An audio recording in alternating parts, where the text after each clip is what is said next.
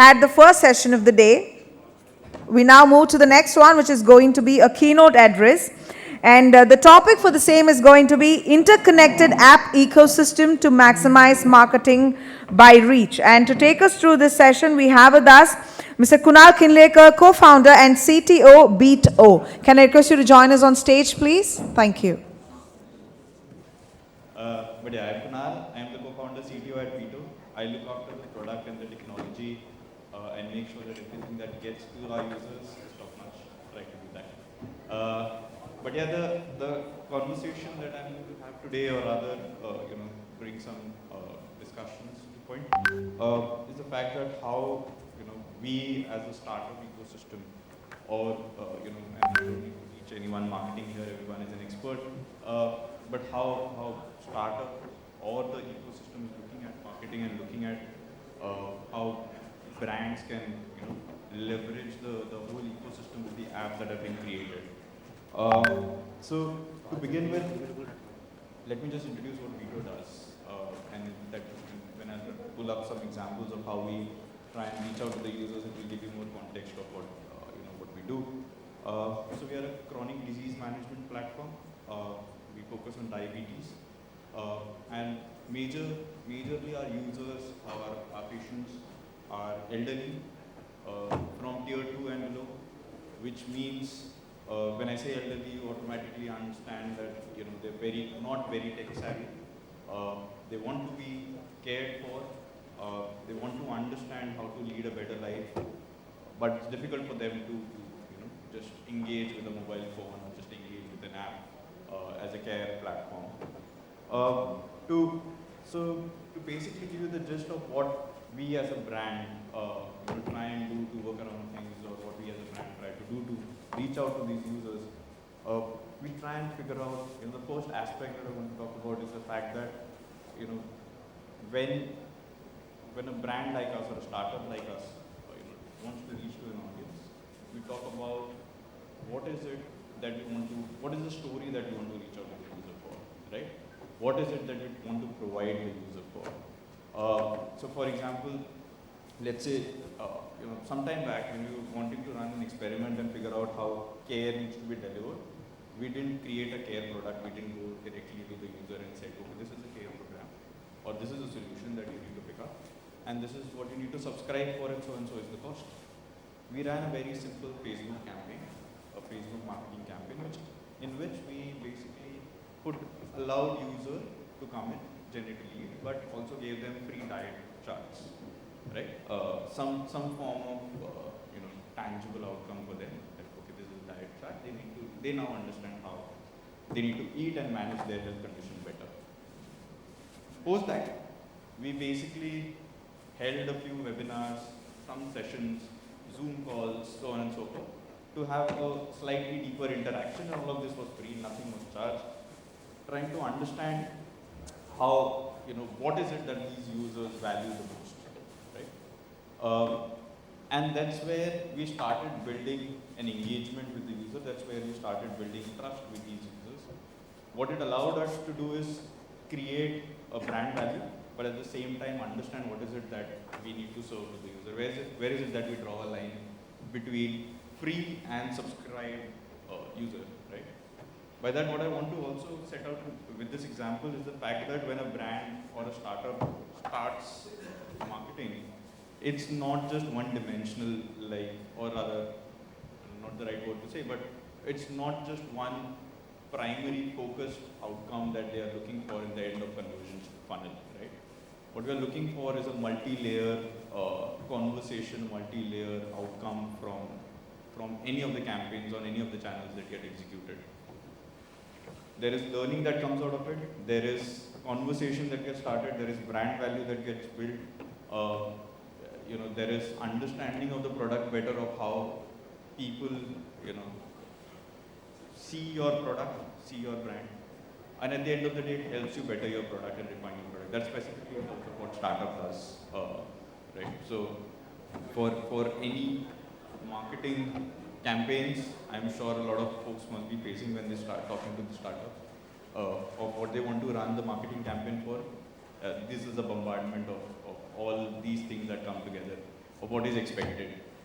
Uh, from there, what ends up happening is, we basically, again, as a brand, because there is a multi-layer of expectation, uh, the value proposition that gets pushed out, right? The value proposition of what is being offered in a campaign is not just a product to sell. It's not just an acquisition to have. It's not just a conversion to be have at the end of the day, or a lead generation to have. The the outcome of that campaign is basically to have longevity with the users. The, or rather, the startup ecosystem that we come from as Vito as well, we always look at this campaign or rather the money that we spend, because we're always limited of resource, and it's not just us, any startup will do that. We'll always be limited on resources in terms of, XYZ. Would look at how to maximize, from the resources that have been utilized onto it. So when a conversion is defined, it basically comes down to the fact that can we figure out the long-lasting audience onto the platform? Can we figure out how these campaigns can bring in people who can, get as many conversations started, can be with us for the longest time? Can they, provide us with feedback, so on and so forth, like I was mentioning earlier? But then it leads to the third aspect, and that's the most important. That's where I was, that's the topic of this conversation. Is the fact that, these people, and I'll give you some numbers. There are more than 5 million mobile apps available right now on both platforms. More than 10 billion mobile devices handheld. It's a really large number of people using mobile phones. It's a really large number of apps available. We are just one app. There'll be so many of us similar, trying to compete to get into and the conversation that was happening earlier, how do you compete with all the other apps that exist in the market to be on their home screen? But why do you want to just fight to be one app, just to be there on someone's home screen? Why can't we utilize all the apps that exist available on their phone to utilize that as a touch point, right? Because at the end of the day, you want the consumer to think about you, to have a conversation with you, irrespective of the fact that are they on your app, right? So I'll give you one example. What we tried to do with this, when we created a care program is basically 360-degree sort of 360-degree marketing exists. It's a similar form of 360-degree care where we have devices, monitoring devices, an app ecosystem, insights and analytics. There's doctors, nutritionals, educators, all of that covered into one of the programs. And the fact that expecting the user to come who is not very tech savvy to come and use an app to have that sort of care be serviced to them is very difficult. What we tried to do was then split that into being available onto multiple channels. Be on WhatsApp to have conversation with the doctors or nurses. Be available on Zoom and other webinars and forms of the conversation to have video calls with coaches, with dietitians, or just be available on social platforms and YouTube and everywhere else, which gives them some sort of knowledge and insight, right? Started leveraging other apps which people were already using to be there, to be able to answer, to be able to give them some insights. And at the end of the day, when my user is trying to use the app or trying to use the service, he's able to, get onto any of these platforms and still be able to be connected to us, right? That helps me, or rather fulfills my end goal of having a LTV or a long-term user be connected to the app or the ecosystem per se.